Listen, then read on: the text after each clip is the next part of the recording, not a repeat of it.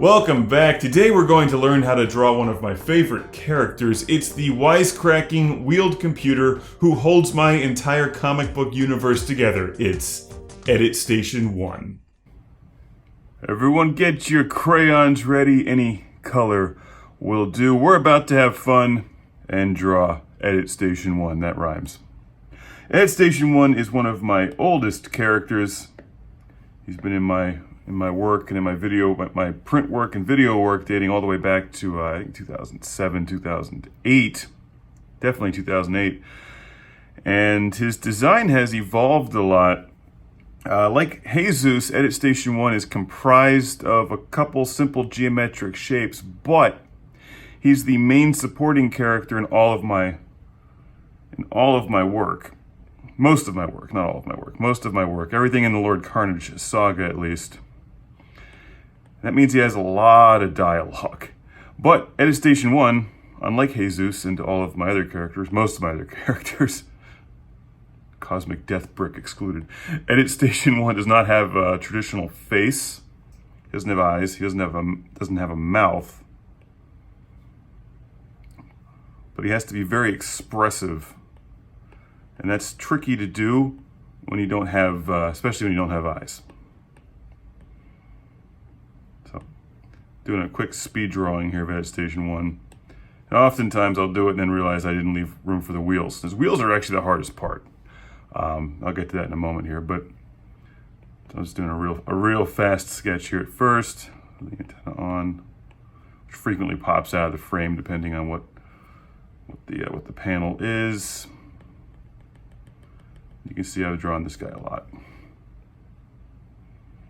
He does have a screen, so you can put a face on that or an exclamation point or a question mark to enhance the comedy. 1, 2, 3, 4 vents there on his panel, which does contain a robot arm if he needs to pilot something or flip somebody off. And then his wheels are the trickiest part. There we go. So that's a really fast sketch of Edit Station 1.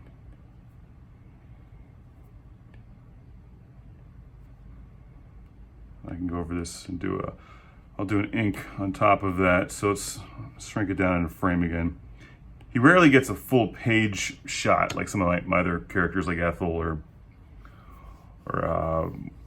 any of the human characters, Lord Karnage. Edit Station 1 is usually reserved for, like I said, a lot of dialogue, a lot of back and forth between the characters. He's kind of a dick, so his personality is just a lot of fun to write. Just a sarcastic prick. And of course, you'll see him in Ethel, Heyzoos, Lord Karnage. He's in Robot Kitten Factory, which is the 2020 release. Seatropica.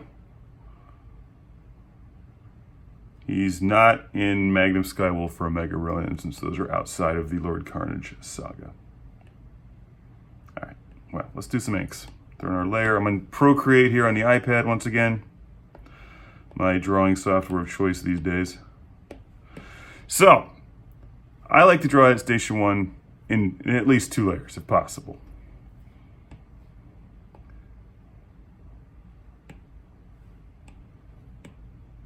In fact, why don't we go from scratch? I'll go from the start here so you can get a sense of, I'll guide you through the process if you're following along at home with your crayons. It looks great in fuchsia, by the way. All right. So first thing I like to do normally when drawing Edit Station 1 is to just frame him out on the page.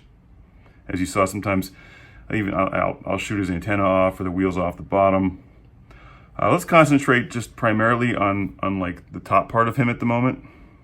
That part, because if you can get this, the rest of it's not too bad. All right, zoom in here a little bit. First thing I like to do is just get his draw on the correct layer. Increase the top of his screen. I like to draw the top of his screen first. It's like his eyebrows, and then I start to frame out the rest of his form from there. So it's like the monitor, top of his face, bends in here. And then he's got like this, because he's based off of a 1970s computer terminal that would have plugged into a mainframe back in the day. But of course, the designs evolved into this, which looks nothing like a computer terminal anymore. But he's got this thing here, like the old terminals had, which it was like the keyboard. But I removed the keyboard years ago from the Edit Station 1 design because it was a pain in the ass to draw it every time, and I replaced it with a trackball, which is actually pretty. Not only is it simpler to draw repeatedly, easier to get more consistent, but it also looks like a nose, so it worked out pretty well. And rarely I think that just recently in the newest Heyzoos book, the trackball actually gets knocked out of his face when Heyzoos hits him with the baseball bat. So it's one of the few times you can actually see the whole trackball. But I start with the frame, do that, and then sort of like the front of his face. So you gotta do this in a three-dimensional space here in your brain. Sticks out a bit. So it's kind of like a brick. You know, if you just think about it, it's like a brick. And then I do the other side of his monitor. And Edit Station 1 is old, like me. He has a built-in CRT monitor, which I do not have. I do not have a built-in CRT monitor. Kind of wish I did, though. I could play Pac-Man on myself. All right, here we go. So that's how that works. Then I like to add his antenna up here. Bounces around. It can flop any which way because, you know, it's funny. It's the antenna. It's kind of like a dog tail. I can, if he's sad, I can droop it and I can droop it in one direction or the other. And normally I do a bit of a shadow under his under the screen. Of course, you can fill that in any number of ways. I'll just use cross-hatching at the moment since I'm doing a sketch. And here's his vent. If you really want to get creative, this is like an advanced Edit Station 1 drawing tip here. We can do the robot arm, which you see a lot in Ethel the Cyborg Ninja because he's piloting ships and like flipping things off. The robot arm, it's got a joint there. We're gonna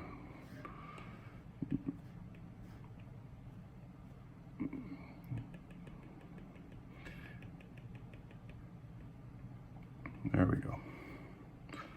And you can I have not determined or made any particular decision on whether or not it's a right arm or a left arm.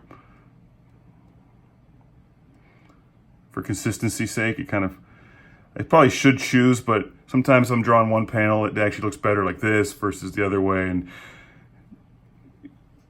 does it really matter? It doesn't. I figure he's got like at least two hands in here. He's probably got like a spare hand. So he's like Bender, right? There's like a bunch of beer bottles in there and some table saws and stuff. Like R2-D2, we can plug it into things and access them. So he's actually, there is like other stuff in here. He has other attachments, though I haven't experimented with that too much in the books. I'm used to the hand, which is a lot of the custom Edit Station 1 drawings. He's holding beers, giving high fives, waving and stuff like that. So he's waving. So you can draw a hand. And then there's like this little design cue here on the side, which actually does hark back to the original, to the actual computer, the inspiration, which has like a little thing like that on the side of it. And then exclamation point, because it's like, hey, I'm surprised. I can't do the Edit Station 1 voice without the effects. And then for the wheels are tough. If I'm doing pencils, I just do a real fast design like that, a real fast sketch, just so I can see where the wheel is in relation to the rest of the body. So rarely do I ever get the wheels right on the first try. They're sort of like F1 race wheels. That's the way that the design has evolved over the years. It's a dog walking around upstairs. It's a viral dog. Old, senile. Still in good health. It's crazy. All right, there we go.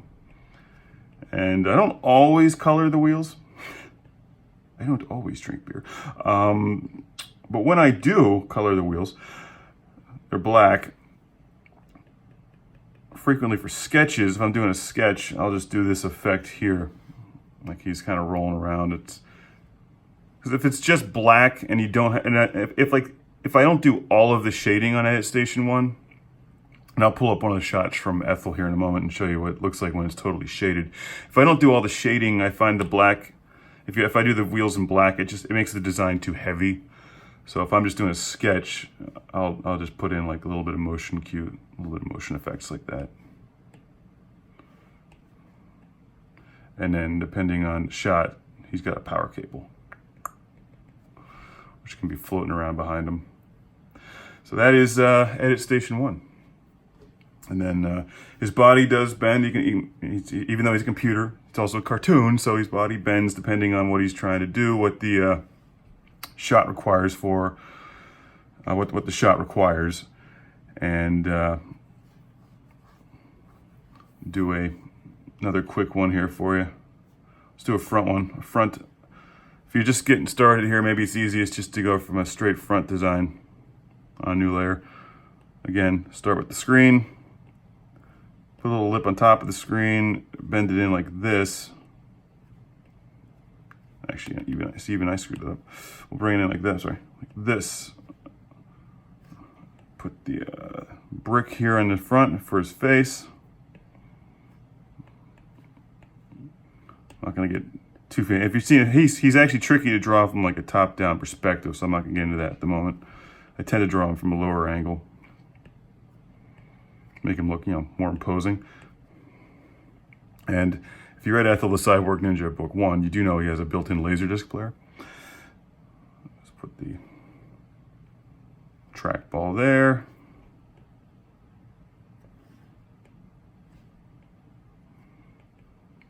Again, the screen.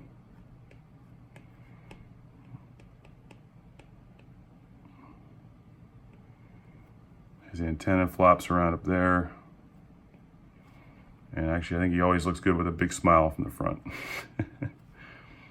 Because he's probably just swearing or berating somebody. There you go. Of course, clean this up if I was doing it in the final version, but